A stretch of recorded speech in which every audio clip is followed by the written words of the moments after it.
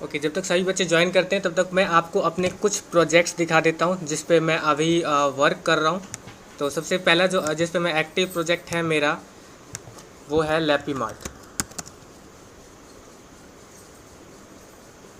Lappy mart एक multi vendor website है और आई होप मल्टी वेंडर का मतलब समझ में आता होगा। जैसे कि एक फ़्लिपकार्ट है, फ़्लिपकार्ट पे कोई भी सेलर अपनी आईडी बना के अपने प्रोडक्ट्स बेच सकता है। इसी टाइप से लैपी मार्ट एक वेबसाइट है जहाँ पे पुराने लैपटॉप्स बेचे जाते हैं। वहाँ पे कोई भी सेलर अपना पुराना लैपटॉप अपलोड कर सकता है और बेच सकता है। तो currently I am working on it और इसमें अभी एक फिनिश नहीं हुआ है। तो यहाँ पे अभी सब कुछ रेडी नहीं है। जैसे कि देखोगे यहाँ पे ये बैनर्स लगे हुए हैं जो कि हटाने हैं मुझे। और इसके अलावा मैं आपको अपने बारे में बता देता हूँ। My name is Sachin Thakur, software programmer and web developer, lives in Gurugram, now available for you. आज मैं आपको सारा बताऊंगा कि कौन से प्रोजेक्ट में कितने रुपए मिलते हैं और क्या एक अच्छा ऑप्शन है वेब डेवलपमेंट पे पैसे कमाने का, ये या फिर इसका स्कोप अभी ख़त्म होता हुआ है। तो अभी आप सब बने रहो और ध्यान से एक बार सुनते रहना। ओके, तो देखो अभी जो मैं जिस प्रोजेक्ट पे मैं वर्क कर रहा हूँ ये है लैपी मार्ट का। इसका मैंने बता दिया आपको। इसके अलावा मैं अभी कुछ बच्चों को पढ़ाता भी हूँ, ग्रीनफील्ड कंप्यूटर एकेडमी। और अभी मैं आपको अपनी वेबसाइट पे दिखाता हूँ। इनफैक्ट मेरी वेबसाइट गूगल पे आ जानी चाहिए।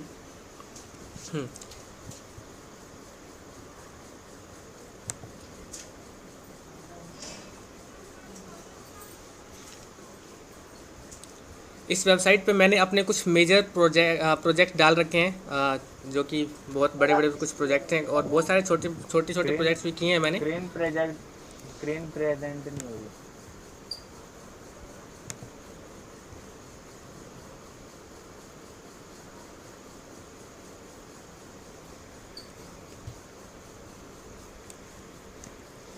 सर आपकी स्क्रीन नहीं दिख रही। Wait screen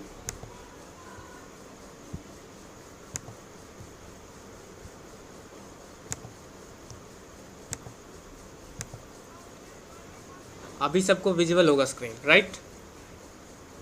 yes sir. जी सर, दिख रहा है यस सर।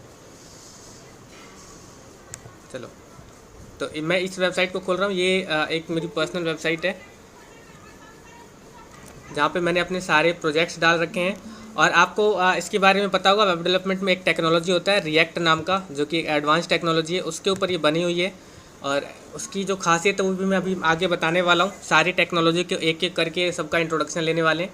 उससे पहले थोड़ा सा मैं अपना प्रोजेक्ट दिखा देता हूँ। ये देखो, ये प्रोजेक्ट है emdfinance.com। ये एक स्टॉक मार्केट का जो होता है कुछ उस टाइप का है, जहाँ पे एक ये कंपनी है जो लोगों के पैसे लेती हैं और उनको जो भी है वो बढ़ा के देती हैं।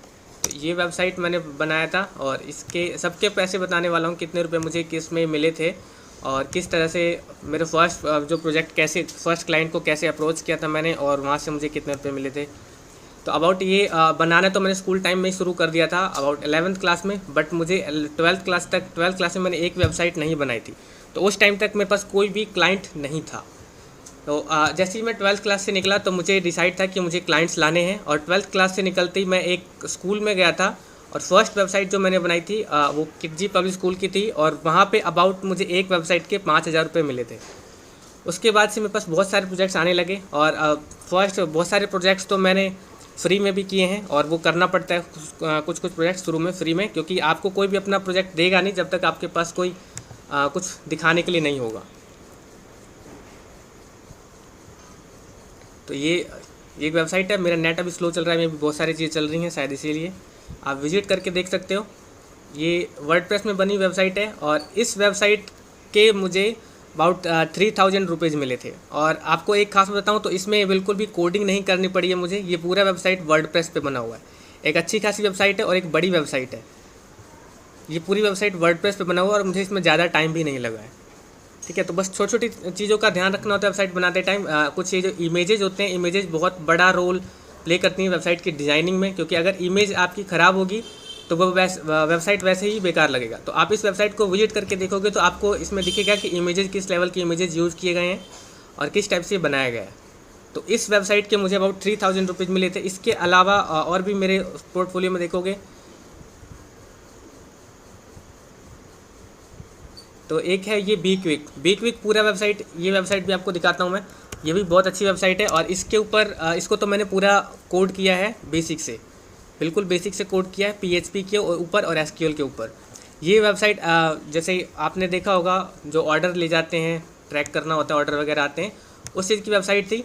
और इसके ऊपर आप अपना ऑर्डर यहाँ से लॉगिन करके अपना ऑर्डर कर सकते हो, जैसे कि आपको कोई सामान भेजना है कहीं पे, इस टाइप से ये वेबसाइट थी। और इसके अंदर पूरा एडमिन पैनल भी बनाया रखा है मैंने, और ट्रैकिंग का, ऑर्डर सिस्टम ट्रैक करने का, और अंदर इसके बहुत कुछ बना हुआ है। ऊपर से तो आपको बस ये 2 4 5 पेजों की वेबसाइट दिखेगी, लेकिन आप इसमें लॉगिन करोगे तो इसमें पेमेंट गेटवे से लेकर बाकी सारी चीज़ें लगी हुई हैं जो एक वेबसाइट के अंदर, प्रॉपर वेबसाइट के अंदर आनी चाहिए। ठीक है, तो अभी सबको आवाज़ आ रही है ना? एक बार क्लियर कर दो, स्क्रीन और आवाज़ आ रही है?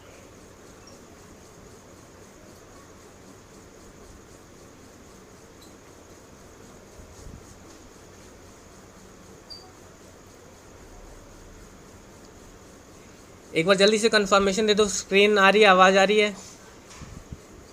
सर आवाज़ भी आ रही है और स्क्रीन भी सही आ रही है।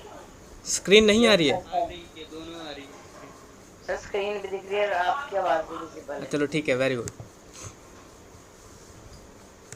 ठीक है, इसके अलावा आप मेरे पोर्टफोलियो में देखोगे, यहाँ पे मैंने कुछ चुनिंदा वेबसाइट दिखा रखे हैं। इसके अलावा छोटे मोटे वेबसाइट पे मैंने बहुत सारा काम किया है और उन सब के बारे में आपको बताने वाला हूँ। ये haryanainteriors.com, ये एक वेबसाइट है जो इंटीरियर्स का काम करती है, और ये हरियाणा इंटीरियर्स नाम का तो है, लेकिन ये वेबसाइट दुबई बेस्ड है।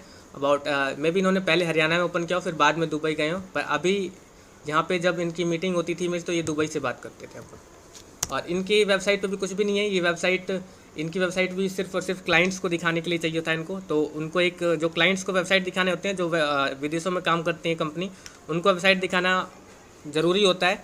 और हमारे यहाँ से कल्चर थोड़ा सा अलग है बाहर के देशों में। वहाँ पे लोग मीटिंग के लिए नहीं बुलाते, पहले आपको वेबसाइट पे ही देखते हैं कि आप क्या काम करते हो, कैसा काम करते हो। तो इसलिए उनकी वेबसाइट है वो बहुत ही साफ़ सुथरी और बहुत ही एक अट्रैक्टिव वेबसाइट चाहिए होती है। तो अगर आप जितनी अट्रैक्टिव वेबसाइट बनाओगे, क्लाइंट्स उतने ज़्यादा प्रोजेक्ट्स आपको देगा। ये वेबसाइट भी बहुत शुरू में बनाई थी मैंने, इसके भी अबाउट 3000 रुपीज़ मिले थे। अभी जो इस वेबसाइट 3000 इसलिए लिए थे क्योंकि ये सब वर्डप्रेस पे बने हुए हैं। इसमें मेरे को इतनी ज़्यादा मेहनत नहीं लगी, इतनी कोडिंग नहीं करनी पड़ी है, बस मुझे ड्रैग एंड ड्रॉप पे बनाई है। और ये भी एक मुश्किल काम होता है। वैसे दिखता आसान है कि वर्डप्रेस पे बिना कोडिंग के बन जाता होगा, बट बहुत सारे दिमाग लगाने पड़ते हैं और बहुत सारी दिक्कतें आती है, जिसमें कई बार उसके अंदर, कोड के अंदर घुस के भी हमें ठीक करना पड़ता है। ठीक है, इसके अलावा ये लैपीमार्ट एक बड़ा प्रोजेक्ट है, ये बड़ी वेबसाइट है। इस वेबसाइट के अबाउट मैंने चार्ज किए हैं 17,000 रुपये, 17,000 रुपीज़, जो कि एक बहुत बड़ा वेबसाइट है। इसमें 2 एडमिन पैनल है। अगर मैं आपको एडमिन लॉगिन करके दिखाऊं तो इसमें सब कुछ बनाया मैंने।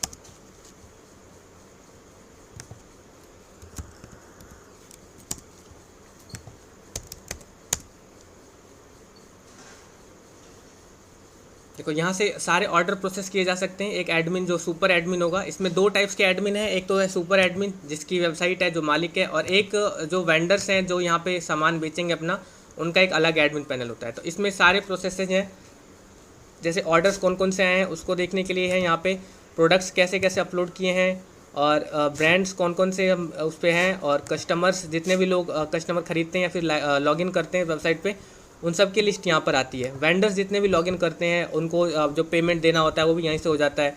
इसके अलावा वेंडर सर्टिफिकेट देना पड़ता है। एक्चुअली वेंडर जब पहली बार अप्लाई करता है ना, तो उसको एडमिन वहाँ से अप्रूव करता है एडमिन, तभी जाके वो सामान बेच पाता है।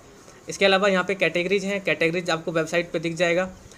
बल्क प्रोडक्ट अपलोड है, प्रोडक्ट डिस्कशन है, प्रोडक्ट के ऊपर जो कुछ डिस्कशन नीचे कमेंट बॉक्स आते हैं उसको कह सकते हो, कूपन्स अप्लाई कर सकते हैं, मैसेजेज हैं। इसमें कुछ जनरल सेटिंग्स है, जैसे कि शिपिंग मेथड कौन सी है, पैकेजिंग 2-3 टाइप्स के हम ऐड कर सकते हैं। ठीक है, और pickup location, website content, footer, ये सारी चीज़ें चेंज करने के लिए है। होम पेज के ऊपर क्या कुछ चेंज कर सकते हैं, स्लाइडर्स में क्या कुछ चेंज कर सकते हैं, बैनर वैनर थे वो सब कुछ चेंज करने का यहाँ पे ऑप्शन है। यहाँ पे मेन्यू जो ऊपर हमारे आता है, वहाँ पे उन मेन्यू में भी हम चेंज कर सकते हैं। ईमेल, वेबसाइट पे आपने देखा होगा वेबसाइट से ऑटोमेटिक ईमेल जाता है, तो वहाँ से हम ईमेल टेम्पलेट किस टाइप से ईमेल जाएगा, क्या ईमेल कंटेंट जाएगा, वो सब कुछ यहाँ से सेट कर सकते हैं। इसके अलावा पेमेंट के अंदर मैंने पेमेंट गेटवे लगा रखे हैं, और वही बहुत सारे टाइप्स के। तो एडमिन यहाँ से अपनी मर्जी से चाहे जो चाहे वो पेमेंट गेटवे लगा सकता है। रेजर पे, पेयू, ये सारे ऑप्शंस यहाँ पे बना रखे हैं मैंने। देखो स्ट्राइप, पेपल, इंस्टामोजो, पेजटैक, ये सारे बना रखे हैं। इसके अलावा सोशल मीडिया जो वहाँ पे नीचे आता है, फेसबुक लॉगिन और गूगल लॉगिन, वो तो फिलहाल मैंने वहाँ से हटा रखा है, लेकिन यहाँ पे फिर भी ऑप्शन मैंने बनाया था। लैंग्वेज सेटिंग, आप वेबसाइट पे अभी तो सिर्फ इंग्लिश लैंग्वेज है, लेकिन और एक्स्ट्रा लैंग्वेज आप अपलोड कर सकते हैं, लेकिन उसके लिए ना मुझे ही कोड करना पड़ेगा, एडमिन अपने आप नहीं कर पाएगा। एसईओ टूल्स में एसईओ सबको पता होगा, सर्च इंजन ऑप्टिमाइजेशन, उसके अंदर यहाँ पे जैसे कि कोई प्रोडक्ट है या फिर कोई गूगल एनालिटिक है, किसी में कोई टैग वैग डालना है, तो वो यहाँ से मेटा कीवर्ड डालना है वेबसाइट का, यहाँ से अपलोड कर सकते हैं। ठीक है, तो आपको पता लग जाएगा ये वेबसाइट कितनी सच में बहुत बड़ी वेबसाइट है, तभी मैंने इसके इतने रुपए लिए हैं। अच्छा, इसके अलावा मैंने पहले जब फर्स्ट में स्टार्ट किया था तो कुछ प्रोजेक्ट्स मैंने फ्री में भी किए थे। वो फ्री प्रोजेक्ट्स मैंने यहाँ से तो हटा दिए हैं।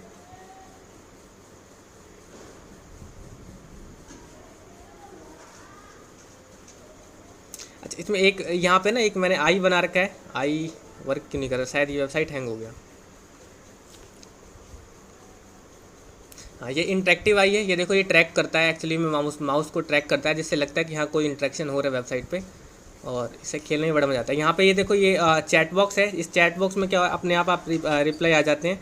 जैसे कि आप मेरी पुरानी वेबसाइट के लिए देख रहे हो, I would like to hire you, यहाँ पे ये मैसेज चला जाता है, अपने आप रिप्लाई आ जाता है। एक बॉट कह सकते हो, चैट बॉट है एक टाइप का ये।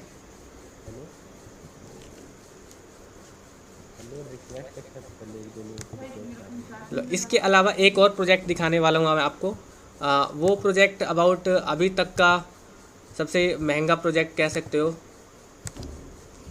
उसमें एक एडिटर टाइप का है,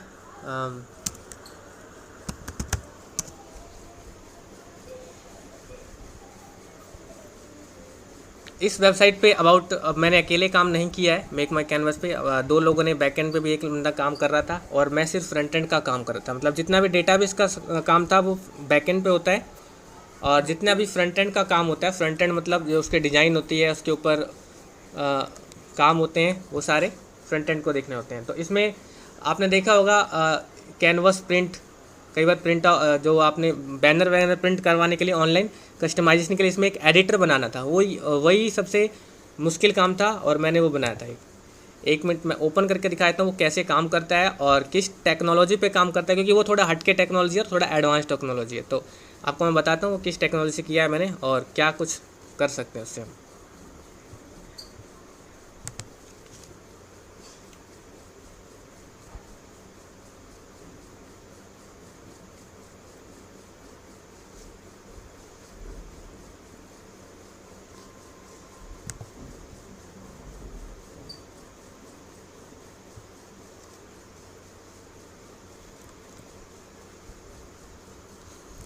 देखो यहाँ पे ये एक एडिटर है, और एडिटर में आप अपने फ़ोटोज़ वगैरह अपलोड कर सकते हो, और इसमें बहुत सारे ऑप्शन जो मैंने बनाए हैं।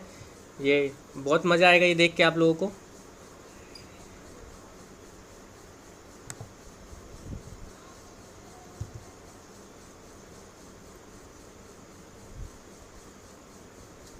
देखो इसमें क्या होता है, हमें अपना फ़ोटो अपलोड करना होता है, और फ़ोटो अपलोड करने के बाद यहाँ बस ड्रॉप करना होता है। ड्रॉप करते ही यहाँ पे आ जाता है, साथ में यहाँ पे प्राइस भी आएगा कि कितने रुपए का है ये, और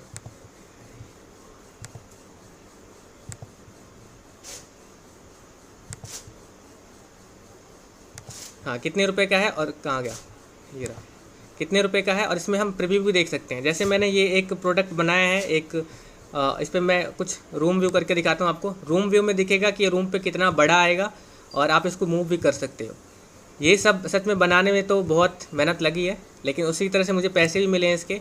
इसके अलावा इसके में 3D व्यू भी है। 3D में 3D घूम घूम के आपको दिख जाएगा कि पीछे से कैसा होगा, साइड से कैसा दिखेगा, और ऊपर से कैसा दिखेगा। तो आप लोगों को पता होगा जावास्क्रिप्ट में 3D भी बन सकते हैं। तो ये कुछ इसका 3D व्यू है।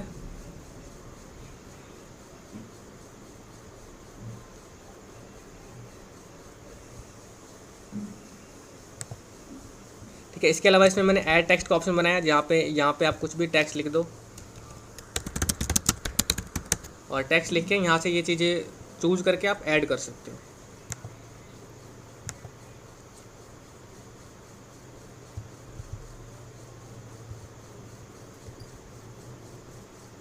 ये ऐड करके 3D व्यू में आ जाएगा ये भी। इसके बाद यहाँ से आप ऐड टू कार्ट करके इसको बाय भी कर सकते हो, आईडी वाईडी बना के। कुछ क्लिप आर्ट्स भी ऐड कर सकते हो इसके ऊपर, अभी इसमें क्लिप आर्ट्स है नहीं। तो यहाँ पे कुछ क्लिप आर्ट्स मतलब कुछ सिंबल होते हैं, कुछ इमोजीज होते हैं, वो कर सकते हो। फ्रेम एंड फिल्टर में जैसे आपने देखा होगा, प्रोडक्ट मंगाते हैं तो उसके ऊपर हम फ्रेम भी लगवा सकते हैं। ये कुछ फ्रेम्स हैं और जिस फ्रेम्स के ऊपर जितने रुपए लिखे होंगे ये ऐड हो जाएंगे, और नहीं तो जो फ्री में है वो फ्री में आ जाएगा। देखो इस फ्रेम का कोई 3D व्यू नहीं है, इसलिए 3D व्यू यहाँ से हट गया है। इसके अलावा सिर्फ रूम व्यू है इसका, और ये इतना छोटा इसलिए दिख रहा है क्योंकि इसका हमने साइज़ बहुत छोटा सेलेक्ट कर रखा है, वो छोटा मंगा रखा है, और इसमें हम बड़ा साइज़ भी सिलेक्ट कर सकते हैं।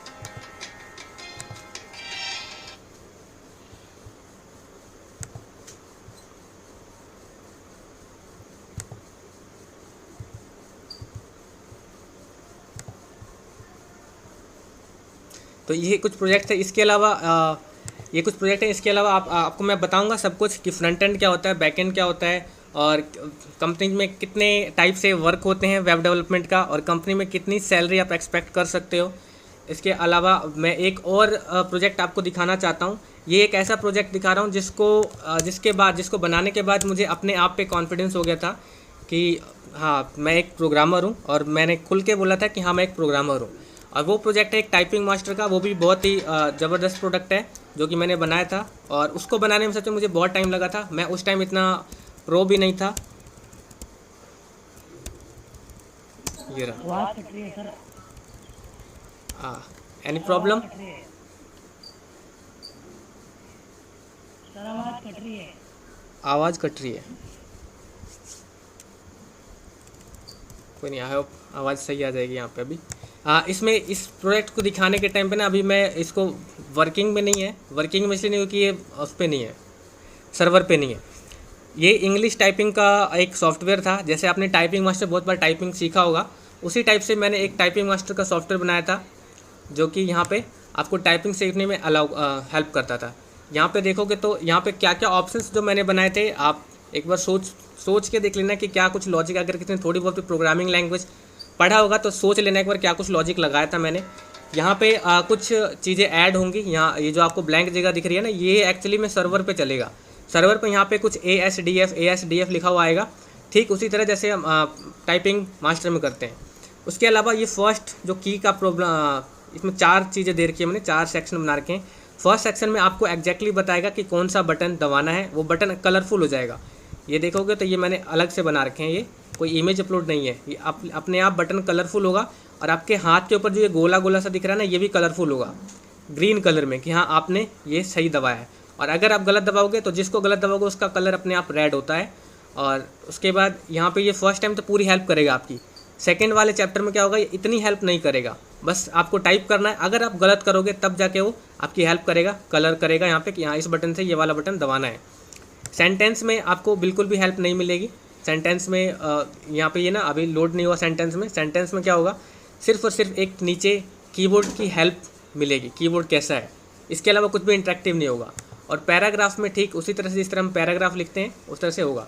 तो ये एक इतना कॉम्प्लिकेटेड प्रोजेक्ट था जिसको बनाने के बाद मुझे अपने आप पे कॉन्फिडेंस हो गया था कि हाँ मैंने कुछ बनाया है। और उस दिन से मैंने अपने आप को प्रोग्रामर और वेब डिज़ाइनर बोलना शुरू कर दिया था।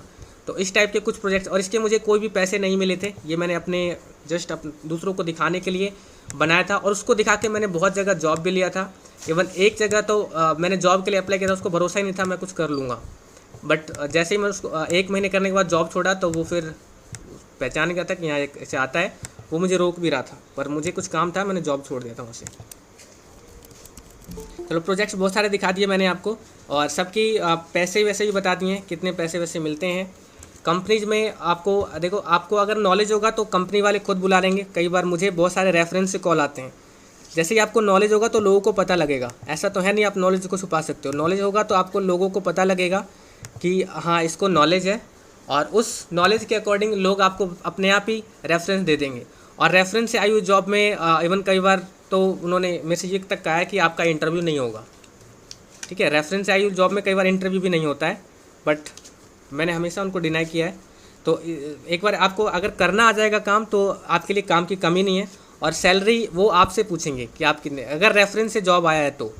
अगर आप खुद जाओगे तो हो सकता है उतनी रिस्पेक्ट नहीं करें, लेकिन अगर आपके पास रेफरेंस से जॉब आता है तो आपकी वैल्यू बहुत ज़्यादा बढ़ जाती है। और वो सैलरी आपको अकॉर्डिंग शुरू में आप अबाउट 20-25 हज़ार से शुरू कर सकते हो आराम से, अगर आपको वेबसाइट बनाने की नॉलेज है तब।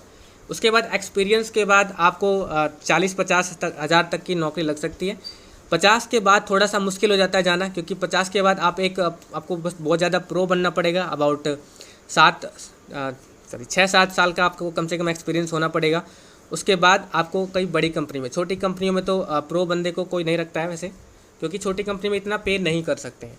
इसके अलावा आपकी सैलरी 1 लाख से ज़्यादा नहीं जाएगी कहीं पे भी। अगर आप विदेश में हो उसको छोड़ के, अगर आप विदेश में हो किसी दूसरे कंट्री में हो तो उसको छोड़ के इंडिया में हो तो इतनी सैलरी नहीं जाएगी। ठीक है, देखो अब मैं आपको बताने वाला हूँ वेबसाइट के कितने कंपोनेंट्स होते हैं। अबाउट वेबसाइट के जो कंपोनेंट होते हैं ना, उसमें 3 कंपोनेंट होते हैं वेबसाइट के, जिसको मिलके बनता है। फर्स्ट होता है front end, second back and, और थर्ड होता है डेटाबेस। ये तीनों एक अलग अलग डिपार्टमेंट हैं, पूरा डिपार्टमेंट अलग होता है। इसमें फ्रंट एंड में आप सबको पता होगा, फ्रंट एंड में जो वेबसाइट को कैसा दिखता है, क्या कलर यूज हुए हैं वो पता लगता है। बैक एंड में आपको किस डेटाबेस में सेव करना है, क्या टेबल है, कौन से टेबल में सेव करना है, रिस्पॉन्स आ रहा है सर्वर से नहीं आ रहा है, क्या कुछ आपने अजैक्स का नाम सुना होगा, अजैक्स से रिस्पॉन्स आ रहा है या नहीं आ रहा है, वो सारी चीज़ें बैक एंड में होती है। इसके अलावा डेटाबेस होता है। डेटाबेस अगर आप एक बड़े डेटाबेस DBMS अगर आपने कभी पढ़ा होगा तो बड़े डेटाबेस में आपको बहुत सारी प्रॉब्लम्स मिली होगी, क्योंकि बड़ा डेटाबेस इतना कॉम्प्लिकेटेड होता है, इतने इंटर रिलेटेड टेबल्स होते हैं आपस में कि आपको समझ में नहीं आएगा कि क्या करना है। इसके लिए एक पूरा अलग डिपार्टमेंट होता है जो डेटाबेस को बनाता है और बैकएंड के साथ कोऑपरेट करके उसको इम्प्लीमेंट करता है, और फिर बैकएंड वाला फ्रंट एंड के साथ कोऑपरेट करके उसको इम्प्लीमेंट करता है। तो आज की जो एडवांस टेक्नोलॉजी है जिसमें वेबसाइटें बनती हैं, उसमें मोस्टली ज़्यादातर काम फ्रंट एंड से होता है, और ज़्यादातर इफेक्ट भी फ्रंट एंड का ही पड़ता है, क्योंकि कोई भी देखने वाला उसको पहले इंप्रेशन में वो डेटाबेस नहीं देखेगा, टेस्टिंग नहीं करेगा, अब सबसे पहले वो फ्रंट एंड ही देखता है। तो अगर एक फ्रंट एंड इंटरेक्टिव होगा तो तभी वो आगे जाएगा, और आपकी वेबसाइट में बाद में कमियां हो सकती है अगर बैक एंड में कमी है तो फ्रंट एंड सबसे पहली चीज़ होती है जो क्लाइंट को दिखता है। उसके बाद बैक एंड होता है, और डेटाबेस में क्लाइंट का कोई रोल नहीं होता है, वो या तो उसको तो वैसे किसी चीज़ से मतलब नहीं होता, उसको तो वेबसाइट से मतलब होता है, लेकिन फ्रंट एंड पहली चीज़ है जो उसमें इंप्रेशन बनाती है। नेक्स्ट है बैकएंड, अगर कोई काम नहीं करता है तो सीधा बैकएंड पर जिम्मेदारी आती है, और डेटाबेस पे बहुत कम जिम्मेदारी आती है, क्योंकि डेटाबेस तो डिज़ाइन प्रॉपरली हो ही जाता है।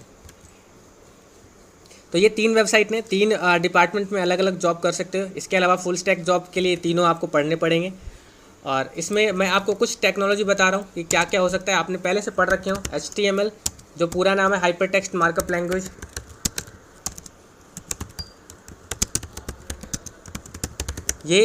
ये सबसे बेसिक लैंग्वेज है, आपने यूज किया होगा नहीं किया होगा, आज की नई टेक्नोलॉजी करती है नहीं करती है, उससे अपार्ट आपको बेसिक लैंग्वेज मतलब कुछ भी आप किसी भी टेक्नोलॉजी में कोड करें, वो या तो HTML को कन्वर्ट करता है या फिर वो HTML में कोड किया जाता है। ठीक है, तो कई बार जैसे रिएक्ट में आप कोडिंग करोगे तो वहाँ पे आपको HTML इतना ज़्यादा नहीं मिलेगा, लेकिन अल्टीमेटली रिएक्ट उसको HTML में ही कन्वर्ट करता है। आप इंस्पेक्ट करके किसी भी वेबसाइट में देख सकते हो कि हर वेबसाइट के पीछे आपको HTML का कोड मिल जाएगा। देखो ये तो क्या ही हो गया, हर वेबसाइट के पीछे आपको HTML का कोड मिल जाएगा, और HTML का कोड सिर्फ और सिर्फ उसका स्ट्रक्चर देने के लिए होता है कि पहले क्या आएगा, बाद में क्या आएगा, लेफ्ट में क्या आएगा, राइट में क्या आएगा। ओनली फॉर स्ट्रक्चर यूज होता है HTML के बाद सेकेंड बारी आती है CSS की। ठीक है, CSS जितने भी डिज़ाइन आपको दिखते हैं, ये सेलेक्ट करने पे अलग ही कलरफुल हो रहा है, ये कलर मैंने CSS से किए हैं। ठीक है, इसके अलावा ये लेफ़्ट में ये इसका कॉर्नर राउंड मैंने CSS से किया है, इसका कलर चेंज, इसका फ़ॉन्ट चेंज, ये सब कुछ मैंने CSS से किया है। तो ये सारे CSS से इसकी पूरी डिजाइनिंग की जाती है। स्ट्रक्चर बनाने के बाद दूसरा काम आता है CSS। तो ये HTML और CSS इतना मुश्किल काम नहीं है, आप 1 हफ्ते के अंदर बहुत ही अच्छे तरीके से सीख जाओगे। ठीक है, और इसके अलावा आपको एक जावास्क्रिप्ट है। जावास्क्रिप्ट एक लैंग्वेज है, जो मैंने अभी आपको प्रोजेक्ट आपको दिखाया था एडिटर वाला, शायद उसके मैंने आपको पैसे नहीं बताया, उसके अबाउट मुझे 30,000 रुपये मिले थे, और उसको बनाने में मुझे 3 महीने का समय लगा था, पर वो जब बहुत ज़्यादा लंबा खींच रहे थे तो इसलिए मैंने उसको पे आउट नहीं कर रहे थे, तो इसको मैंने उसको अधूरा छोड़ दिया है। ठीक है, तो इसमें जावास्क्रिप्ट, उसमें जो एडिटर था जो एडिट कर रहे थे हम, उसमें जावास्क्रिप्ट लगा हुआ था।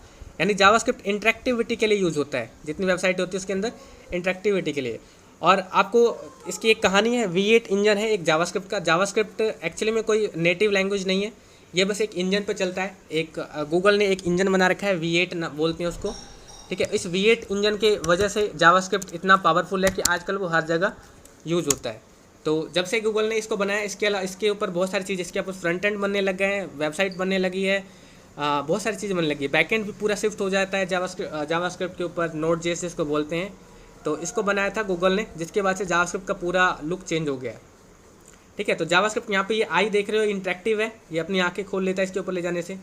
साथ में यहाँ पे देखो लिंक पे जैसे मैं ले जाता हूँ, ये अपनी आईज ओपन कर लेता है। ये इंटरेक्टिविटी जावास्क्रिप्ट से आया है, ठीक है। जावास्क्रिप्ट में मैंने कोड कर रखा है कि when hover on this then increase your eye size with this %। तो ये सब कुछ मैंने इसमें कोड कर रखा है। तो इन 3 चीज़ों से क्या आप एक अच्छे फ्रंट एंड डिज़ाइनर बन जाओगे? किसको लगता है कि इन 3 चीज़ों से आप एक अच्छे फ्रंट एंड डिज़ाइनर बन जाओगे?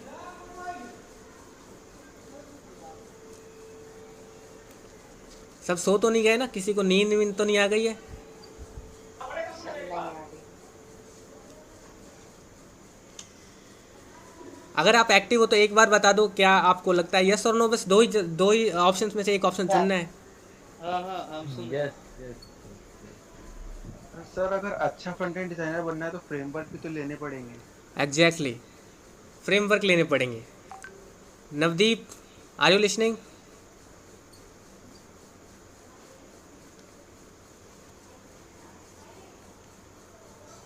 एग्जैक्टली, नेक्स्ट चीज़ मैं इसी चीज़ पे आने वाला था कि अगर आपको एक अच्छा फ्रंट एंड डिजाइनर या किसी भी फील्ड में आपको जाना है तो आपको फ्रेमवर्क ज़रूर से ज़रूर करना पड़ेगा। तो फ्रेमवर्क का ये बेसिक ही होता है कि आपको इसके बाद सीधा फ्रेमवर्क पे जाना है। तो फ्रेमवर्क क्या होता है, कैसे होता है, क्यों होता है, ये सब देखते हैं हम।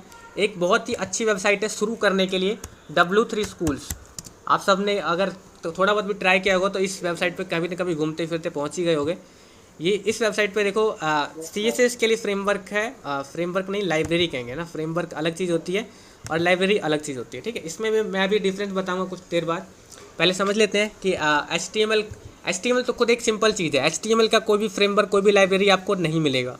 लाइब्रेरी मिलेगा आपको CSS का, कैसे आप वेबसाइट को जल्दी से डिज़ाइन कर पाओ, ठीक है। HTML का कोई शॉर्टकट नहीं है, HTML आपको पूरा सीखना पड़ेगा।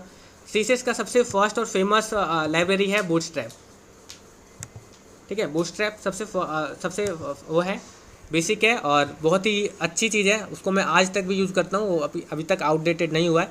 इसके अलावा बहुत 2 टाइप्स के और मैंने सीख रखे हैं CSS, वो मैं अभी बहुत कम यूज़ करता हूँ क्योंकि आपकी एक पकड़ बन जाती है किसी प्रोग्रामिंग लैंग्वेज पे या फिर किसी फ्रेमवर्क पे, तो आप उसको छोड़ना थोड़ा मुश्किल हो जाता है। तो बूटस्ट्रैप एक बहुत ही अच्छा, बूटस्ट्रैप 4 लेटेस्ट वर्जन है और बूटस्ट्रैप 4 पे आप सब बहुत ही ईजिली और जल्दी वेबसाइट को बिल्ड कर सकते हो।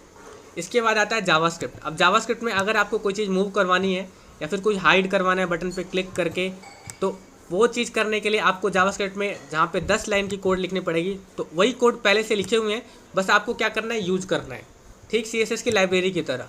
उसका नाम है jQuery, ठीक है। तो jQuery जावास्क्रिप्ट का एक लाइब्रेरी है, ये भी एक फ्रेमवर्क नहीं है। फ्रेमवर्क अलग चीज़ होती है, लाइब्रेरी अलग चीज़ होती है।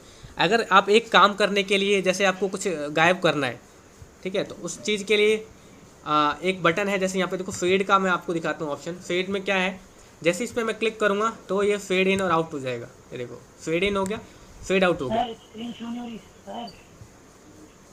ठीक है। फेड इन और फेड आउट, किसी को कोई डाउट है सर स्क्रीन शो नहीं हो रही। क्या? एक बार मैं ना ईयरफोन लगा लेता हूँ। और मेरा पता नहीं कैमरा क्यों ऑन नहीं हो रहा, शायद मैंने रिकॉर्डिंग ऑन कर रखा है इसलिए कैमरा ऑन नहीं हो रहा।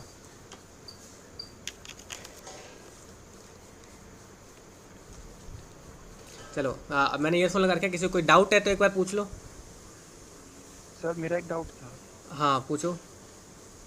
फ्रंट एंड और मतलब जो वेब डेवलपर होता है और UI UX डिजाइनर, दोनों में क्या फ़र्क होता है वैसे? UI और UX डिजाइनर, चलो ठीक है, UI UX पे भी आते हैं अभी। एक बार बूटस्ट्रैप खत्म करके ना UI UX पे ही आते हैं। देखो UI का पूरा नाम तो पता होगा आप सबको, UI का मतलब होता है यूजर इंटरफेस, और UX का मतलब क्या होता है, यूजर एक्सपीरियंस, ठीक है। अब आप सबके पास कंप्यूटर होगा, कंप्यूटर में आपने देखा होगा कोने में एक कोने में या फिर कहीं ना अलग भी होता है, लेकिन मेरे कंप्यूटर में कोने में एक बटन है, शट डाउन का बटन जो होता है ना, पावर बटन। अब पावर के बटन के साइड में मैंने डिलीट बटन लगाया, बैक स्पेस बटन लगाया है। डिज़ाइन बहुत बढ़िया है मेरे कीबोर्ड का, मैं कीबोर्ड की बात कर रहा हूँ, अपने कीबोर्ड की, लैपटॉप के कीबोर्ड की। डिज़ाइन बहुत बढ़िया है, बहुत ही एक नंबर का लुक दे रहा है। ये समझ लो एप्पल के जो कीबोर्ड होता है उसकी तरह लग रहा है। लेकिन एक प्रॉब्लम है कि जो बैक स्पेस बटन है वहीं पर ही शट डाउन का बटन भी है। अब इससे क्या होगा, इससे दिक्कत ये होगी कि जैसे ही मैं बैक स्पेस पे बटन दबाने जाऊँगा 100 में से 50 बार वो शट डाउन पर चला जाएगा, क्योंकि हम बहुत ही जल्दी जल्दी कुछ टाइप करते हैं ना, तो बहुत ज़्यादा चांसेज हैं कि 50% टाइम हमारा शट डाउन हो जाए कंप्यूटर। तो यहाँ पे डिज़ाइन, यूआई का मतलब होता है यूज़र इंटरफेस। जो हमने इंटरफेस बनाया, डिज़ाइन बनाया, वो बहुत बढ़िया था, लेकिन यूज़र ने एक्सपीरियंस क्या किया, एक्सपीरियंस गलत हो गया उसका। डिज़ाइन बहुत बढ़िया था लेकिन उसका एक्सपीरियंस गलत हो गया। वो बैक स्पेस बटन दबाना चाहता था लेकिन शट डाउन बटन दब गया। तो इसको बोलते हैं यूज़र एक्सपीरियंस। यूज़र एक्सपीरियंस का मतलब वेबसाइट बनने के बाद यूज़र क्या एक्सपीरियंस कर रहा है, क्या उसको डिफ़िकल्टीज आ रही है उसको वेबसाइट को एक्सेस करने में, उसको बोलते हैं यूज़र एक्सपीरियंस। और यूज़र इंटरफेस बोलते हैं जो उसका डिज़ाइन बनाते हैं। तो आपने जब भी सुना होगा दोनों को साथ में सुना होगा, क्योंकि एक्चुअली में जो डिज़ाइन बनाएगा वही ठीक करेगा यूज़र एक्सपीरियंस को, है ना। तो यूज़र कैसा एक्सपीरियंस कर रहा है आपकी डिज़ाइन को लेके, डिज़ाइन को यूज़ करने में। अब कई बार ऐसा होगा डिज़ाइन तो बहुत बढ़िया बन गया लेकिन उसको एक्सेस करना डिफ़िकल्ट हो गया।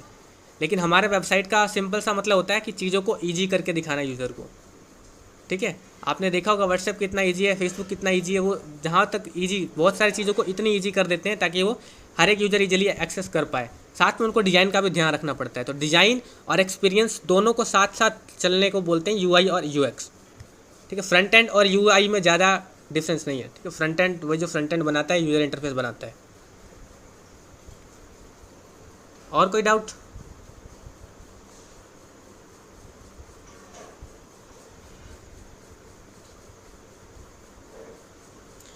No sir. चलो ठीक है। इसके बाद मैं आपको बताता हूँ जेक्वेरी के बारे में। जो जेक्वेरी है ये लाइब्रेरी है। जेक्वेरी का मैं एग्जांपल ही दे रहा था आपको ना। जेक्वेरी एक लाइब्रेरी है। अब इसी को मुझे कोड करने में जावास्क्रिप्ट में अबाउट लग जाते, मुझे बहुत टाइम, थोड़ा सा टाइम लग जाता है। लेकिन इसमें क्या है, इन्होंने पहले कोड कर रखा है और आपने फंक्शंस का भी बनाए होंगे, तो बस फंक्शन को कॉल कर देना है। तो हम चीज़ों को, बनी बनाई चीज़ों को यूज़ कर सकते हैं। कोड वही लिखे हुए हैं, बनी बस वो लिखे हुए हैं और हमें यूज़ करना है। तो इस टाइप की चीज़ों को बोलते हैं लाइब्रेरी, ठीक है। तो अभी मैंने जो बूटस्ट्रैप और जेक्वेरी बताए हैं ये लाइब्रेरी है। बूटस्ट्रैप किसको एनहेंस करता है, सीएसएस को, और सीएसएस का फुल फॉर्म होता है कैस्केडिंग स्टाइल शीट, ठीक है। इसके अलावा जावास्क्रिप्ट का जो फेमस लाइब्रेरी है वो जेक्वेरी है। इसके अलावा भी बहुत सारी लाइब्रेरी हैं। लाइब्रेरीज तो दुनिया भर की पड़ी हैं, जो फेमस है हम वही यूज़ करते हैं, जो नंबर 1 पे होता है लोग वही यूज़ करते हैं। तो नंबर 1 पे जेक्वेरी है। तो जेक्वेरी के ये कुछ काम है। अभी फ्रंट एंड पे इतना सीखने के बाद भी आपको एक फ्रेमवर्क सीखना पड़ेगा और उस फ्रेमवर्क का नाम है रिएक्ट। रिएक्ट एक फ्रेमवर्क है जिसको बनाया है फेसबुक ने, ठीक है। फेसबुक जो आपने देखा है, चाहे वो ऐप देखा होगा चाहे वेबसाइट देखा होगा, फेसबुक बना हुआ है रिएक्ट के ऊपर। और रिएक्ट और एक सेम काम करने की एक और टेक्नोलॉजी एंगुलर को बनाया गूगल ने, ठीक है। तो एंगुलर और रिएक्ट दोनों फ्रंट एंड के टूल हैं, यूजर इंटरफेस के टूल हैं। रिएक्ट को बनाया फेसबुक ने और एंगुलर को बनाया गूगल ने। एंगुलर थोड़ा सा बड़ा फ्रेमवर्क है। शुरू में कोई सजेस्ट नहीं करता कि शुरू में आप एंगुलर सीखो, क्योंकि है थोड़ा सा मुश्किल इसमें। रिएक्ट बिल्कुल आसान है। रिएक्ट में आप सीख सकते हो कैसे यूजर इंटरफेस बनाते हो।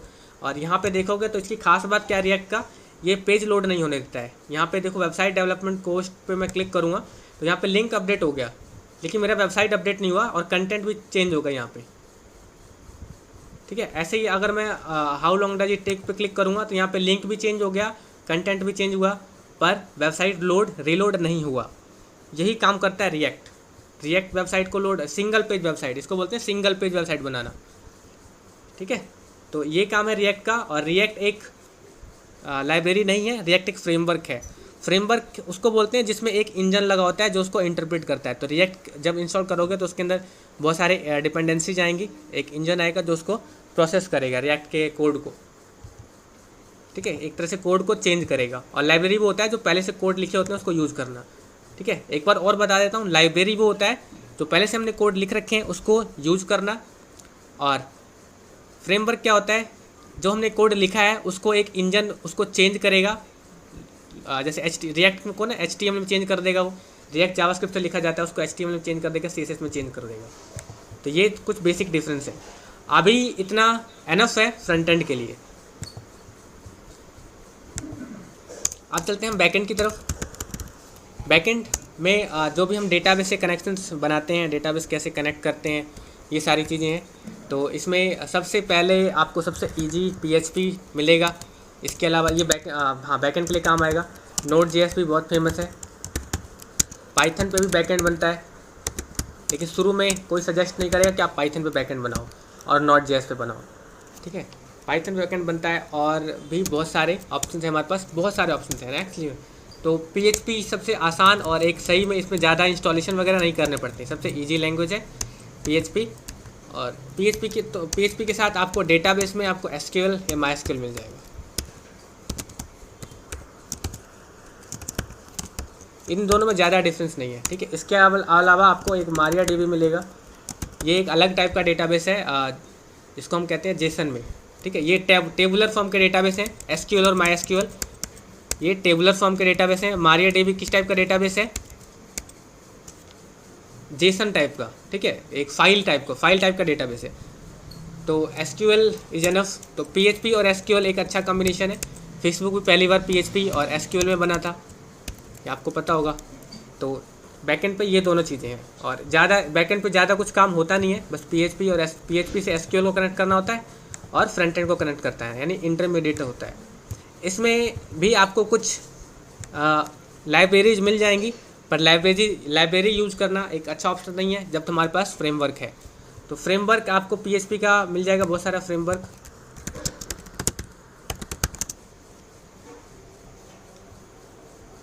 तो सबसे पहले नंबर पे आया लारावेल, और लारावेल ही एक सबसे इजी और सबसे बढ़िया फ्रेमवर्क है, बड़े बड़े प्रोजेक्ट बन जाते हैं। उसके अलावा सिम्फनी है, कोऑर्डिनेटर है। अभी मैंने आपको lappymat.com दिखाया था, वो लारावेल पे ही बना हुआ है, ठीक है। तो कितने ही बड़े बड़े प्रोजेक्ट लारावेल पे बन सकते हैं और इजीली बन सकते हैं। और ये MVC अप्रोच पे कोडिंग स्टार्ट होता है। तो MVC पे हम बाद में डिस्कस करेंगे जब हम बैकएंड पे आएंगे। फिलहाल हम इस कोर्स को स्टार्ट करेंगे फ्रंट एंड के साथ, HTML और CSS के साथ।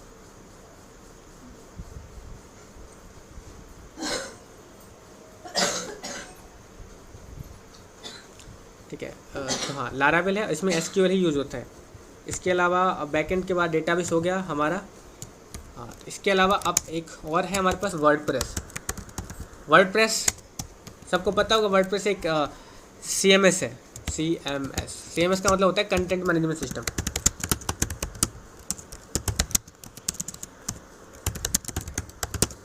कंटेंट मैनेजमेंट सिस्टम और CMS यूज होता है बिना कोडिंग के वेबसाइट को बनाने के लिए। तो वर्डप्रेस पे एक सिंपल वेबसाइट आप इजीली बना सकते हो। तो वो भी हम यहाँ पे लास्ट में देखेंगे कि वर्डप्रेस पे कैसे वेबसाइट बनाते हैं। तो यहाँ तक किसी को कोई डाउट है? एक बार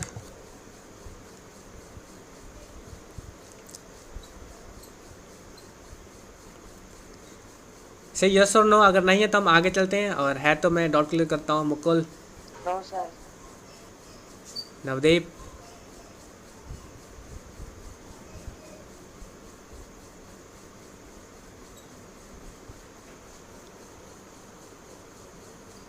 चलो आई होप किसी को कोई डाउट नहीं होगा। अगर है तो आपका लिख देना कमेंट में। चलो ठीक है, तो मैं अब स्टार्ट करता हूँ आपको HTML सिखाना। तो HTML जिनको आता है बहुत अच्छी बात है, लेकिन जिनको नहीं आता है उनको भी ज़्यादा दिन नहीं होगा HTML क्लासेज। हाँ, HTML मुझे पता है HTML बहुत ही ईजी लैंग्वेज है और easily 6th class 7th class के बच्चे कर लेते हैं। अब हो सकता है किसी ने किया हो 7th 8th क्लास में, और हो सकता है किसी ने नहीं किया हो। तो हमें बस 2-3 दिन लगेंगे HTML को पूरा ख़त्म करने में, क्योंकि आप सब एक कॉलेज स्टूडेंट हो ना। तो HTML में हम शुरू में ना W3 स्कूल से ही देख लेते हैं। W3 स्कूल्स में बहुत सही से स्ट्रक्चर्ड है और सारी चीज़ें, और यहाँ पे इवन सबसे फर्स्ट ट्यूटोरियल जो है HTML ही आता है सबसे ऊपर। और मैंने जब स्टार्ट किया था सीखना तो मैंने यहीं से सीखा था। इवन मैंने मोबाइल के अंदर प्रोग्राम किया था HTML को स्कूल टाइम में ही। तो इसके ऊपर कुछ चीज़ें लिखी होंगी इंट्रोडक्शन में, और जो जानना ज़रूरी है आप लोगों के लिए। तो एक HTML है क्या? HTML का फुल फॉर्म है हाइपर टेक्स्ट मार्कअप लैंग्वेज। ये एक मार्कअप लैंग्वेज है। मार्कअप लैंग्वेज आप देखोगे जिसको दो एनक्लोज कर देते हैं दो चीज़ों के बीच में। जैसे टाइटल है, इस टाइटल का ओपनिंग टैग है और टाइटल का क्लोजिंग टैग है, इसके बीच में जो भी कंटेंट डाल देते हैं वो इसका हो जाता है टाइटल का। तो इस टाइटल के बीच में ये है पेज टाइटल, तो ये टाइटल का हो गया कंटेंट। इसी तरह H1 के अंदर लिखा हुआ है तो ये H1 का हो गया, तो इसलिए ईजी लैंग्वेज है। इसके अलावा देखो स्ट्रक्चर डिसाइड करता है HTML कि पहले कौन सा फोटो आएगा, कौन सा टेबल आएगा, कौन सा कंटेंट पहले आएगा, कौन सा बाद में आएगा। इसके अलावा आपको कई बार मोबाइल रिस्पॉन्सिव डिज़ाइन आपने देखा होगा। रिस्पॉन्सिव डिज़ाइन मतलब मोबाइल पे बिल्कुल अलग डिज़ाइन बन जाता है और कंप्यूटर पे अलग डिज़ाइन बनता है, वो भी इसमें स्ट्रक्चर बनाते हैं। और इसके अंदर एलिमेंट्स होते हैं, एलिमेंट्स बोलते हैं जो ये टैग्स हैं, टैग्स को ये एलिमेंट्स बोलते हैं। जैसे ये देखोगे तो टाइटल टैग है, टाइटल एलिमेंट है। एलिमेंट्स के अलावा उसकी प्रॉपर्टी होती है, एट्रीब्यूट होते हैं, और एट्रीब्यूट के अलावा उसकी प्रॉपर्टी होती है जो हम आगे देखेंगे। Elements tell the browser how to display the content. HTML का जो एलिमेंट होता है वो ब्राउजर को बताता है। एक्चुअली HTML जब हम वेबसाइट पे कुछ सर्व करते हैं, जैसे मैंने यहाँ wcsschools.com लिखा, तो वहाँ से सर्वर ने मेरे को रिस्पॉन्स जो दिया होगा वो HTML में दिया होगा। लेकिन क्योंकि वो रिस्पॉन्स ब्राउज़र के पास आया, ब्राउज़र के पास HTML का इंजन है, उसने क्या किया, इन सारे रिस्पॉन्स को चेंज कर दिया। टाइटल को कहाँ दिखाया उसने, उसके पास तो सिर्फ एक डॉक्यूमेंट ही आया है, उसको दिखाने का तरीका ब्राउज़र के पास है। टाइटल, पेज टाइटल, तो ये टाइटल यहाँ पे दिखाता है। यहाँ पे देखो इंट्रोडक्शन तो है ना, ये टाइटल ही है, ठीक है। और हेडर है। उसके बाद बॉडी की जो चीज़ें होती हैं वो वेबसाइट के अंदर आती हैं। अगर यहाँ पे H1 है तो ये बड़ी सी हेडिंग बन जाएगी। अगर मैं इसको ट्राई इट योरसेल्फ करूँ तो ये बड़ा बन जाएगा और ये P छोटा बन जाएगा। देख लो, ये वाला बड़ा बन गया, ये छोटा बन गया। तो ये एलिमेंट्स डिसाइड करते हैं कि कैसा दिखाई देगा। तो इसलिए आपने देखा होगा डिज़ाइन कई बार बहुत सारे ब्राउज़र्स में वेरी करते हैं। हम बनाते कुछ हैं, किसी और ब्राउज़र में दिखता कुछ और है, क्योंकि वो डिसाइड कौन कर रहा है, ब्राउज़र कर रहा है। ब्राउज़र पर डिपेंड है कि वो कितना साइज़ रखेगा H1 का, कितना बड़ा दिखाएगा H1 को, तो इसीलिए डिज़ाइन वेरी करता है, ठीक है। तो एलिमेंट्स को ये डिज़ाइन करता है। उसके बाद है इसका स्ट्रक्चर देख लेते हैं एक बार, बेसिक स्ट्रक्चर कैसे शुरू होता है HTML का। अगर आपने देख रखा है तब भी ठीक है, नहीं देख रखा है तो हम इसको 2 मिनट में ख़त्म कर देंगे, ओनली 2 मिनट में। तो यहाँ पे देखो डॉक टाइप HTML जो पहला लाइन है, यहाँ पे ये डिसाइड करता है कि कौन सा वर्जन है HTML का। तो अगर इस टाइप से लिखा होगा यहाँ पे, तो यहाँ पे ये 5 वर्जन है, ठीक है। HTML का लेटेस्ट वर्जन HTML5 है, तो यहाँ पे HTML5 वर्जन डिफाइन हो रहा है। नेक्स्ट है HTML का डॉक्यूमेंट शुरू होने से पहले HTML शुरू और HTML बंद करना पड़ता है। इसके अंदर जितनी चीज़ें लिखी है वो HTML के अंदर लिखी है। HTML के अगेन नीचे 2 पार्ट होता है, पहला पार्ट होता है हेडिंग का और दूसरा पार्ट होता है बॉडी का। तो हेडिंग का वाला पार्ट जो हेडर में दिखेगा, जैसे ये टाइटल है, ऑथर कौन है वेबसाइट का कीवर्ड्स क्या हैं, रैंक कहाँ करेगा, वेबसाइट कितना जूम होगा मोबाइल के ऊपर, ये सारी चीज़ें। CSS की अलग अलग फाइलें कनेक्ट होंगी, जावास्क्रिप्ट की फाइलें कनेक्ट होंगी, वो सारी चीज़ें हेड के अंदर आएगी। तो यहाँ पे सिर्फ एक ही चीज़ लिख रखा है टाइटल, क्योंकि अभी हम शुरू कर रहे हैं। नेक्स्ट है बॉडी टैग के अंदर बॉडी शुरू, बॉडी क्लोज, इसके बीच में जितनी चीज़ें हम लिखेंगे वो सब कुछ हमारा आएगा कहाँ पे, वेबसाइट के ऊपर, इस वेबसाइट के ऊपर, यानी ये जो पूरा एरिया दिख रहा है इसके ऊपर। तो इसका भी हमने देखा था। तो बस यहाँ से H1 शुरू है और H1 क्लोज है। ये बेसिक आइडिया सबको होगा और सब प्रैक्टिस कर लेना एक बार घर पे, ठीक है। उसके बाद है what is an HTML element जो टैग शुरू होता है और टैग क्लोज होता है उसी को एलिमेंट बोलते हैं। उसके बीच में जो कंटेंट होता है वो एलिमेंट का कंटेंट होता है। यहाँ पे H1 एलिमेंट है, H1 एलिमेंट का कंटेंट है। ये पैराग्राफ एलिमेंट है, पैराग्राफ एलिमेंट का कंटेंट है। इसी तरह से बहुत सारे टैग्स होते हैं और ये टैग्स आपको ना तो पूरा याद करने की ज़रूरत है और ना मैं कहूँगा कि आप सब ये याद करो, क्योंकि जैसे जैसे हम इसमें प्रोजेक्ट्स बनाएंगे उसमें आपको अपने आप ज़रूरत के हिसाब से 2 मिनट में गूगल मार लेना। आप कितने भी देख लेना, जो सीनियर्स होंगे या जूनियर्स होंगे वो कभी भी इन टैग्स को याद नहीं रखते हैं। वो याद हो जाता है वो अलग बात है, लेकिन कभी भी याद ये मत सोचना कि याद होगा तब जाके मैं कुछ आगे करूँगा, क्योंकि ये याद अपने आप हो जाएगा। बस इतना ध्यान रखना कि हाँ इसमें एक ऐसा टैग भी है जिससे मैं इसको इस टाइप से बना सकता हूँ, इसमें एक ऐसा टैग भी है जिससे मैं बॉक्स बना सकता हूँ, इसमें एक ऐसा टैग भी है या फिर एक ऐसी प्रॉपर्टी है जिससे मैं बॉर्डर बना सकता हूँ। तो बस इतना याद रखना है आपको, बाकी आप गूगल करके बना सकते हो, कोई दिक्कत नहीं है। तो यहाँ पे H1 है, P है, BR है, लाइन ब्रेक के लिए सब कुछ यूज़ करेंगे। और हम सीधा इस कोर्स को स्टार्ट करेंगे प्रोजेक्ट के ऊपर, एक साथ में प्रोजेक्ट बनाते चलेंगे और आप देखते चलोगे कैसे उसको मैं फ्रंट एंड बना रहा हूँ, कैसे बैक एंड बना रहा हूँ, ठीक है। तो मे भी कल से स्टार्ट कर देंगे हम प्रोजेक्ट, और आप सब भी इसी तरह से प्रैक्टिस करना घर में। आप एक प्रोजेक्ट सोचना और उस प्रोजेक्ट को साथ में लेते चलना। जैसे मैं फ्रंट एंड बनाऊंगा आप भी फ्रंट एंड बना लेना, मैं उसका डिज़ाइन करूँगा आप भी डिज़ाइन बना लेना, उसमें जावास्क्रिप्ट ऐड करूँगा आप उसमें जावास्क्रिप्ट ऐड करने ला। इस टाइप से आप सब साथ में एक प्रोजेक्ट्स बनाते चलना। नाउ ये वेब ब्राउज़र है, वेब ब्राउज़र हमें अब ये सब देखने की ज़रूरत नहीं है, हिस्ट्री पढ़ने की ज़रूरत नहीं है, कब आया था क्या हुआ था। सीधा नेक्स्ट पे चलते हैं। एडिटर क्या है ये?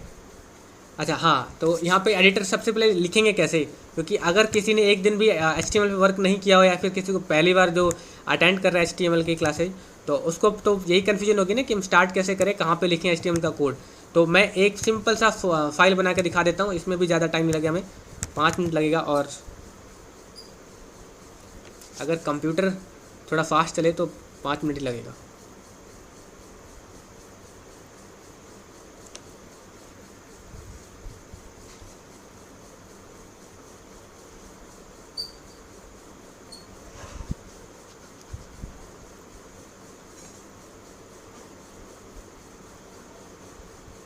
सर कल भी मीटिंग इसी टाइम होगी?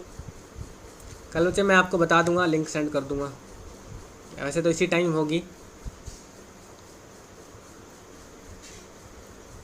सर आज मैं मोबाइल में कर रहा हूँ मीटिंग, तो फिर मैं ना कल आपको अपने प्रोजेक्ट दिखाऊंगा। ठीक है, वेरी गुड, बना लेना प्रोजेक्ट। ठीक है,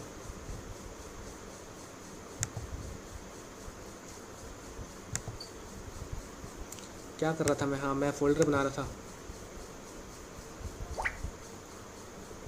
ये ध्यान से देखना, जिसने पहली बार HTML पे वर्क कर रहे हो ना, एक बार आप सब देख लेना कि कैसे HTML का कोड फर्स्ट टाइम कैसे लिखते हैं HTML कोड, क्योंकि फर्स्ट टाइम स्टार्ट हो जाएगा तो आप सिंपल कर दोगे काम। तो बस आपको एक टेक्स्ट फाइल बनाना है, नोटपैड की जो सिंपल सी फाइल होती है वो फाइल बनाना है। यहाँ पे न्यू में जाके ना बस एक टेक्स्ट डॉक्यूमेंट बनाना है। और इसका सर ये जो क्लासेस है ये रिकॉर्डेड है?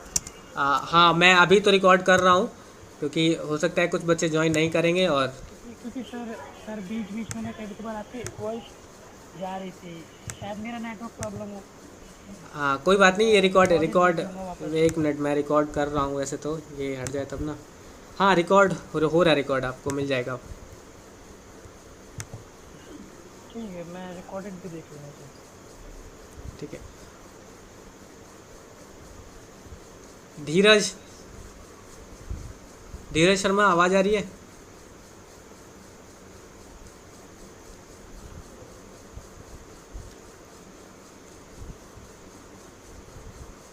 हाँ आ रही है। चलो ठीक है, मैं आप सबको स्ट्रांगली कहता हूँ कि आप सब बेड पे बैठ के या फिर लेट वेट के क्लास मत लेना, नहीं तो कुछ समझ में नहीं आएगा। नहीं मैं अभी थोड़ा ये यूज़ नहीं कर पा रहा हूँ, ये ऐप की थोड़ी प्रॉब्लम है। अच्छा, चलो ठीक है। यहाँ पे देखो, यहाँ पे टेक्स्ट फाइल बनाया था मैंने एक्चुअली में, एक बार फिर से डिलीट करके ना बना देता हूँ मैं। बस आपको राइट क्लिक करके जहाँ पे फोल्डर बनाना है, एक राइट क्लिक करके और न्यू पे जाना है। न्यू पे जाके आपको टेक्स्ट डॉक्यूमेंट मिल जाएगा।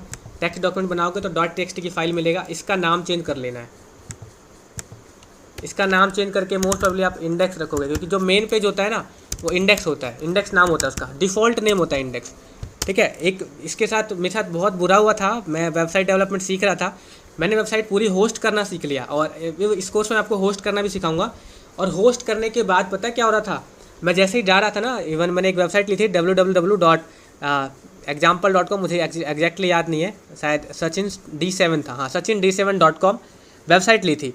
मेरे साथ बुरा क्या हुआ ना, सचिन D7 पे वेबसाइट खुलती ही नहीं थी। सचिन D7 के बाद फाइल का नेम लिखो ना, यहाँ पे नेम लिखा था, उसके बाद खुलती थी। और ये इतनी कॉमन चीज़ें कोई बताता भी नहीं है। मैंने पूरा इंटरनेट छान मारा, सब कुछ छान मारा, सबसे पूछ लिया, मुझे कोई सॉल्यूशन नहीं मिला। और मैं 2 महीने तक इस चीज़ पे फंसा हुआ था। 2 महीने तक मैं वेबसाइट लोगों को पता है कैसे खोल कर दिखाता था, यहाँ पूरा .com लिखने के बाद फाइल का नेम लिखता था। हाँ, फिर 2 महीने के बाद किसी ने वैसे ही ट्यूटोरियल में बता दिया कि as always you have to rename with index. तो फिर मैंने वैसे ही, मेरे को भरोसा नहीं था इंडेक्स में, मैंने ट्राई करके देखा कि चलो इंडेक्स करके देखते हैं। और उस दिन सच में बहुत खुशी हुई थी मुझे। 2 महीने से मैं उस एक चीज़ पटका हुआ था। तो ये डिफ़ॉल्ट नेम होता है इंडेक्स, कहाँ गया,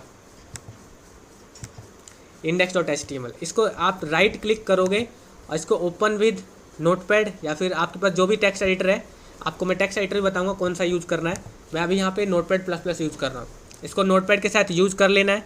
और नोटपैड के साथ बस 1 मिनट में मैं कोड लिख दूंगा, मेरी टाइपिंग स्पीड बहुत फास्ट है।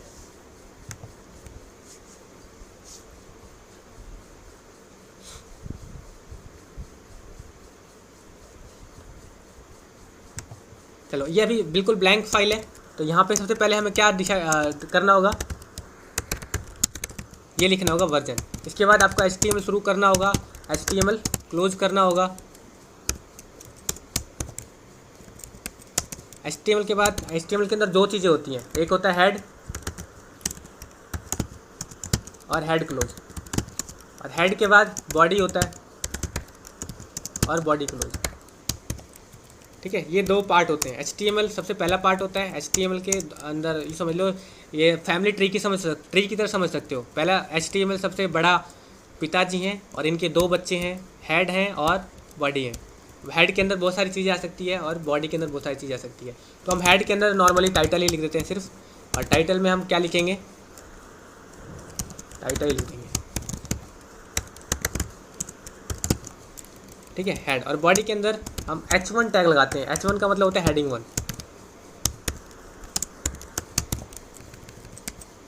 और यहाँ पे देखो H1 के अंदर लिख देते हैं दिस इज हेडिंग। बस इसके बाद आपको इस पर डबल क्लिक करके इसको ओपन कर लेना है और ये सीधा आपके ब्राउज़र में खुल जाएगा। और देखो यहाँ पे टाइटल लिखा हुआ है, क्योंकि हमने टाइटल के अंदर टाइटल लिखा था, और नीचे बॉडी के अंदर क्या लिखा था। जितनी भी बॉडी वाली चीज़ें कहाँ आएगी, यहीं आएगी। अब यहीं पे हमें पूरा वेबसाइट डिज़ाइन करना है HTML के साथ। तो HTML के साथ ही बहुत अच्छी वेबसाइट डिज़ाइन कर सकते हो, और CSS यूज़ करोगे तो उसमें एक तरह से ब्यूटी आ जाएगा, उसमें बहुत ही सुंदर बन जाएगा। तो ये एक बेसिक चीज़ें थी। तो अब मुझे लगता है कि कुछ ना कुछ डिसाइड करना ही पड़ेगा हमें। तो आज हम एक काम करते हैं, एक नॉर्मल सी वेबसाइट का थीम बना के देखते हैं। अभी हमारे पास बहुत टाइम है, अगर 9:52 है, अबाउट 9:30 बजे से पहले तक मैं एक तैयार कर देंगे हम, और उसमें कैसे बनाएंगे। तो साथ में आपको HTML CSS दोनों एक साथ सीखते हैं, क्योंकि इतना मुश्किल कुछ है नहीं। ठीक है, तो CSS को ऐड करने के ना दो तरीके होते हैं, एक इनलाइन बोलते हैं और एक आउटसाइड होता है। आउटसाइड जो होता है वो भी बताऊंगा। तो आज हम बस एक इनलाइन यूज़ कर लेते हैं, इनलाइन, वो भी स्टाइल टैग वाला। ठीक है, एक दूसरे टाइप से भी होता है, वो भी बताऊंगा कितने टाइप से। एक पर्टिकुलर क्लास आएगा CSS के ऊपर, तब मैं बताऊंगा। अभी ये समझ लो कि हेडिंग के अंदर टाइटल लिखा है और टाइटल के अंदर टाइटल के ठीक नीचे टाइटल ख़त्म होने के बाद स्टाइल टैग लगाया है। तो इसको मैं इंडेंट देता हूँ, इंडेंट से ना सही दिखेगा ये।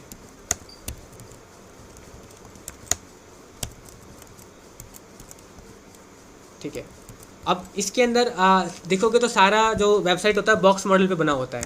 इसके अंदर जो सारी वेबसाइट है वो बॉक्स मॉडल के बना होता है। जब मुझे पहली बार पता नहीं था तो मैं टेबल बना के बनाता था, कि पहला टेबल का यहाँ से यहाँ तक टेबल बनाता था, टेबल के एक पार्ट के अंदर ये लिखता था, फिर टेबल के दूसरे पार्ट के अंदर ये लिखता था, और उस टाइम भी मैं बहुत सुंदर वेबसाइट बना देता था।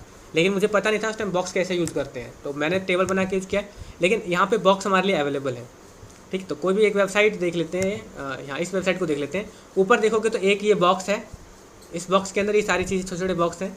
उसके बाद ये दूसरा बड़ा बॉक्स है, दूसरे बड़े बॉक्स के अंदर छोटा बॉक्स है, छोटे बॉक्स को मैंने बीच में सेंटर किया है। ठीक है, और यहाँ इनपुट बॉक्स वगैरह लगाया है। और नीचे देखोगे तो एक और बॉक्स है, बॉक्स के अंदर कुछ पार्टीशंस हैं।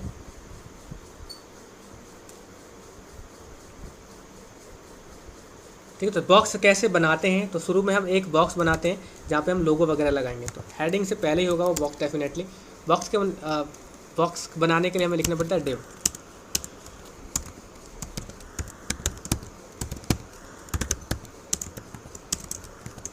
डिव बॉक्स बनाने के लिए यूज़ होता है, और डिव के अंदर अगर हम लिखेंगे दिस इज हेडर तो कोई दिक्कत नहीं है।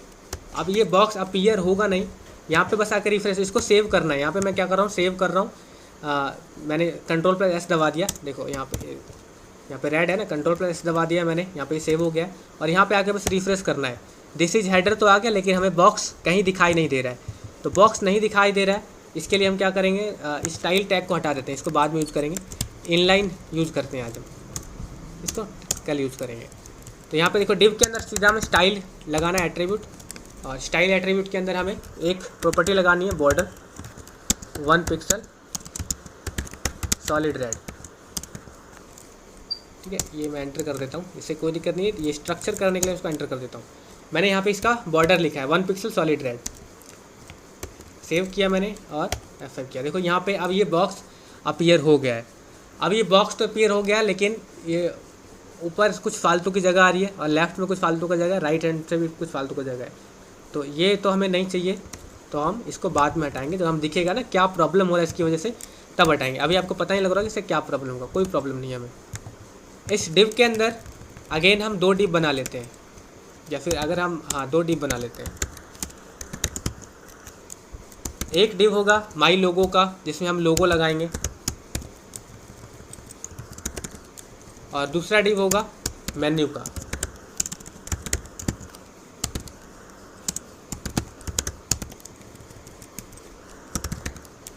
मेन्यू का आप देखते हैं ये ऊपर नीचे आएंगे, देखो लोगो ऊपर आया, मेन्यू उधर नीचे आया। तो इस डिव की प्रॉपर्टी क्या होगी कि इसकी जो विड्थ होगी वो सिर्फ और सिर्फ 40% होगी, ठीक है, 40% होगी। और जो दूसरे डिव होगा इसकी 60% होगी।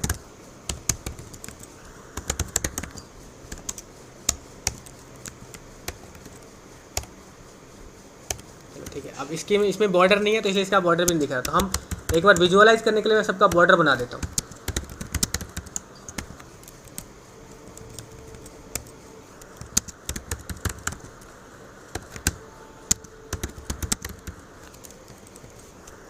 तो यहाँ पे अगर आपको किसी को समझ में नहीं आ रहा हो ना, स्टाइल टैग में मैंने क्या लिखा है, तो इसको मैं एक बार फिर से, ये विथ लिखा है मैंने, विथ 40, ये इक्वल टू का साइन कह सकते हो, विथ इज इक्वल टू 40%, और ये क्लोज कि हाँ यहाँ तक हमारी स्टेटमेंट क्लोज हो गई है। Next statement border 1 pixel solid red, हाँ यहाँ तक हमारी स्टेटमेंट क्लोज हो गई है। तो यहाँ पे 2 स्टेटमेंट लिखे हैं स्टाइल टैग के अंदर। इसी तरह इसमें लिखे हैं मैंने with 60%, border 1 pixel solid red. तो ये देखो यहाँ पे इसकी विथ आ गई। अब ये वाला ऊपर नहीं आ रहा है तो इसको क्या करेंगे, फ्लोट करेंगे।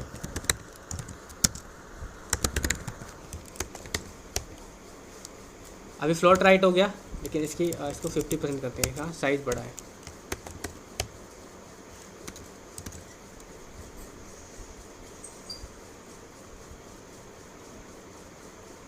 हाँ ठीक है। अब लोगो इस पूरे डिव का, जो ये वाला डिव है, बाहर वाला डिव है, जो बड़ा वाला डिव है, इसका हम कलर चेंज कर देते हैं, बैकग्राउंड कलर।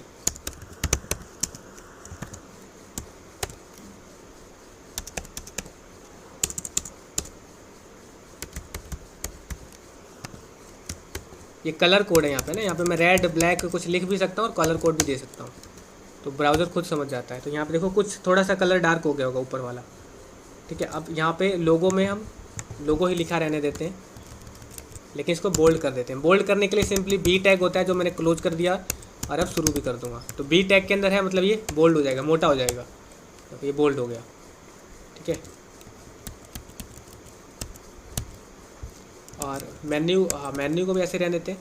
तो ये यहाँ पे ना ऊपर से आपको दिख रहा होगा, लोगो लेफ्ट में आ गया, मेन्यू राइट में आ गया, यहाँ पे और भी चीज़ें लिख देंगे, तो इस टाइप से बनता है ना। नेक्स्ट अगर मैं इसमें बूटस्ट्रैप का यूज़ करूँ तो ये और बहुत जल्दी बन जाएगा। इवन हमें 5 मिनट नहीं, 5 मिनट से ज़्यादा लग जाएंगे, 10 मिनट तक लगेंगे हमें एक पूरी वेबसाइट बनाने में, ठीक है। अब ये हेडिंग डिव यहाँ तक क्लोज हो गया। इस डिव को हम कह सकते हैं कि हमने हेडिंग का डिव बनाया है, जो हेडर है ऊपर। 3 पार्ट्स होते हैं किसी वेबसाइट के अंदर, हेडर के अंदर बहुत सारे कंटेंट होते हैं, क्योंकि मेन्यू वगैरह होता है, ये कंटेंट एरिया, और ये नीचे फुटर, ठीक है। कितने पार्ट्स होते हैं? 3। हाँ, वेबसाइट के अंदर नॉर्मली 3 पार्ट्स होते हैं, हेडर, कंटेंट एरिया और फुटर। तो ज़्यादातर चीज़ें हेडर और फुटर सारे पेज पे सेम रहता है। तो इसके भी बहुत सारे तरीके हैं कि कैसे इनको हम मिनिमाइज़ कर सके, वर्क को सब एक पे ही आ जाए। तो ये हमारा है कंटेंट एरिया, और फुटर एरिया भी ऐसा ही बन जाएगा, ठीक है। तो अभी मेरे पास कोई आइडिया नहीं आ रहा कि किस टाइप की वेबसाइट बनाऊँ मैं।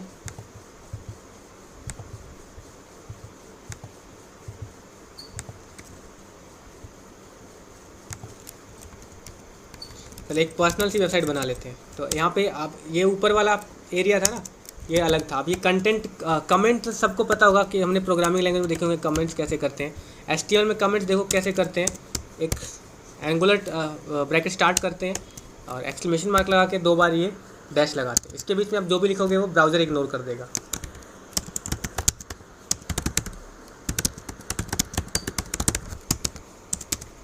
और ये क्लोज हो जाएगा। अब जो मैं डिव स्टार्ट कर रहा हूँ, ये वाला डिव कंटेंट एरिया का डिव है, जहाँ पे हम हेडिंग वगैरह लिखेंगे।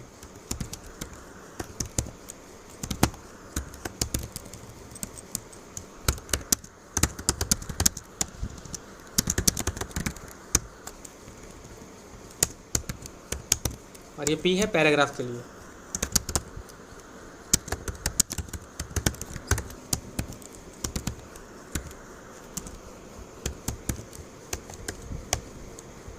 ये आ गया। अब इसको भी मुझे डिज़ाइन करना है, तो इसका मैं ना बॉक्स की थोड़ी प्रॉपर्टी चेंज करता हूँ, स्टाइल टैग की।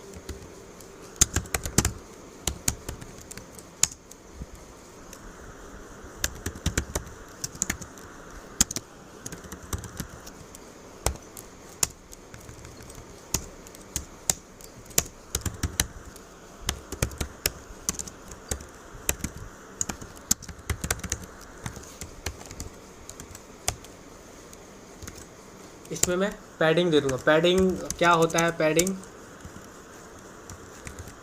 एनीवन नो क्या होता है पैडिंग?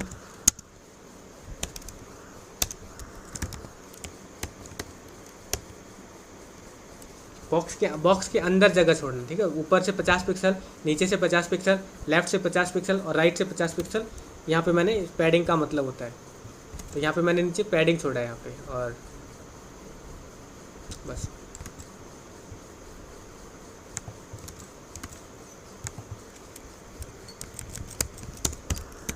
अगर आपको डिव के अंदर कोई भी टेक्स्ट है उसका कलर चेंज करना है तो सिर्फ और सिर्फ कलर लिखोगे, बैकग्राउंड कलर नहीं लिखोगे, सिर्फ कलर लिखोगे।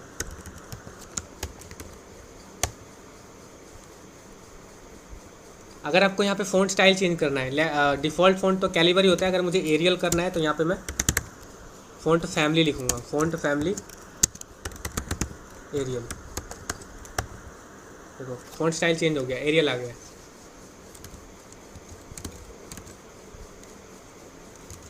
तो एक बार हम ना कलर चूज कर लेते हैं, कलर ज़्यादा ही डार्क है।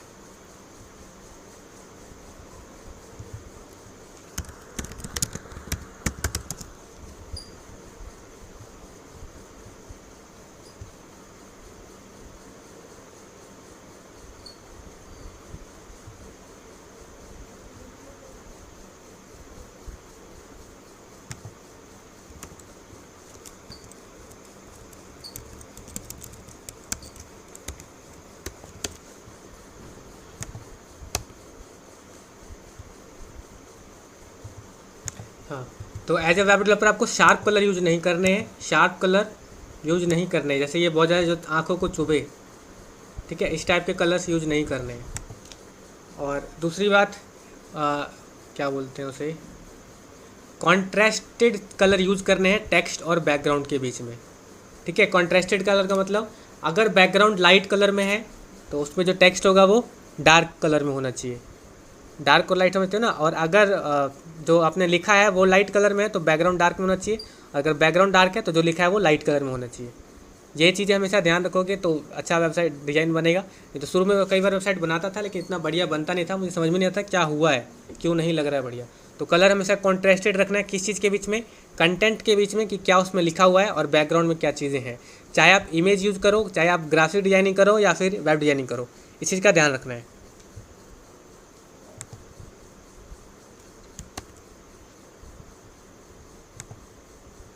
इसके अलावा जो भी आप लिखते हो किसी बॉक्स के अंदर वो कभी भी बॉर्डर को टच नहीं होना चाहिए। कुछ ना कुछ हमेशा पैडिंग देना पड़ेगा आपको एक अच्छा डिज़ाइन बनाने के लिए। कुछ ना कुछ पैडिंग या मार्जिन देना पड़ेगा, क्योंकि अगर ये बॉर्डर से टच हो जाएगा तो फिर बहुत बेकार लगेगा।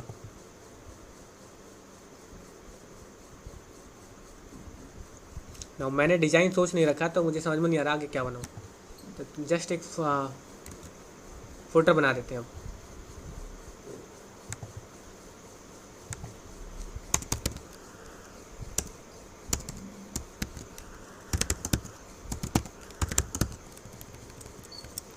और फुटर में कॉपीराइट लिखते हैं। और कॉपीराइट का सिंबल लगाने के लिए ना कुछ कोड होते हैं इसके अंदर जो आपको अपने आप ही आ जाएंगे।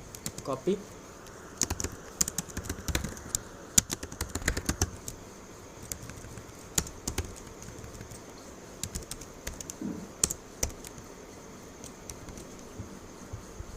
ठीक है। और अब इसको देखोगे तो ये बीच में तो नहीं आएगा, मे भी इसको हमें सेंटर में करना पड़ेगा। यहाँ पे देखो ये आ तो गया लेकिन बीच में नहीं आया है। और इसको भी हम पी में क्लोज कर देते हैं तो ये और बेटर रहेगा।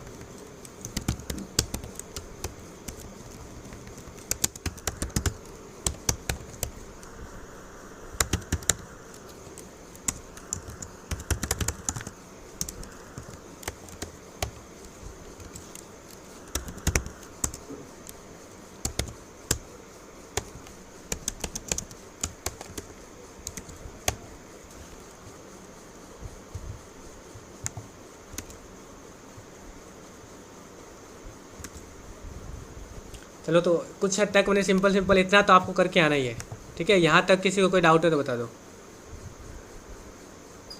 No sir.